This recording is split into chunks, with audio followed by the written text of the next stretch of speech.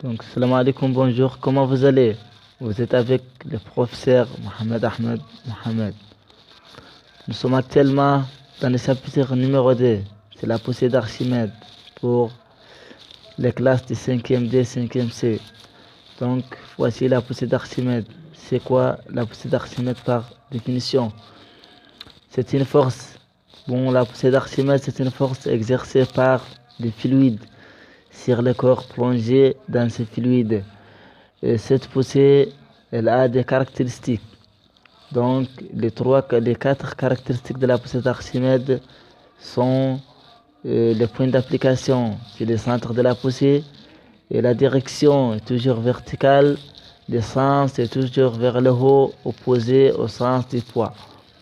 Et les normes de la poussée d'Archimède, on le note PA, c'est la poussée d'Archimède égale ρ des fluides fois le volume émergé fois G, c'est l'intensité de pesanteur.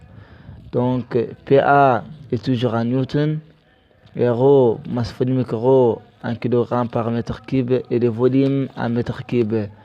Et G, l'intensité du champ de pesanteur, son unité est le newton par kilogramme. Donc voici une remarque. Si P supérieur à PA, dès que le poids est supérieur au poussée d'Archimède, dans ce cas, le corps coule. Si P égale PA, le corps en équilibre. Si P inférieur à PA, le corps flotte. Donc nous avons des exemples, je vais vous expliquer ces deux exemples dans des vidéos. L'exemple numéro 1, c'est un iceberg de masse volumique ρ égale à 910 kg par mètre cube, à un volume émergé de 600 mètres cubes.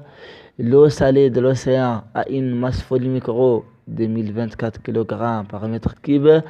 Quel est le volume total de l'iceberg? Quelle est sa masse? L'exemple numéro 2, une boule de densité 7,25 de volume V flotte à la surface de Mercure. Seul le volume V1 émerge du Mercure de densité 13,7. Calculer le rapport V1 sur V. Tel que V1, c'est le volume émergé. Voici la correction de ces deux exemples dans des vidéos qui vont venir.